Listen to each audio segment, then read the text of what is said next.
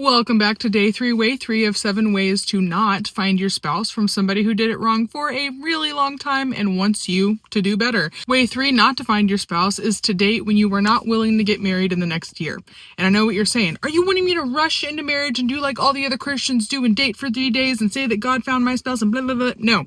What I am saying is that if you cannot picture yourself being ready to get married in a reasonable time frame, you should not be dating at all. When you find the right person, you could end up dating for 2 years. You could end up dating for 6 months. When you're in the relationship with the right person, you will follow the natural progression, the natural path, the natural time frame. But when you are with somebody, when you're not willing to date, when you're not even wanting to get married, you will end up staying in a relationship way longer and dragging things out and choosing to stay in the relationship for companionship instead of finding a spouse. There is no need to go out and find somebody when you are not even willing to get married yet. If you need companionship that bad, you need to go find some friends, okay?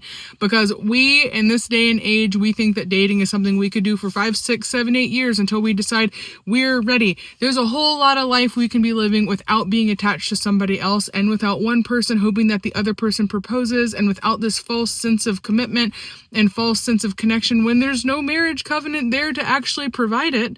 So if you are not willing to get married in the next year or whatever you consider a healthy time frame, do not start dating. When you find the person you want to be your spouse, you will want to get married to them. I know this is probably going to be an unpopular one, but it's the truth.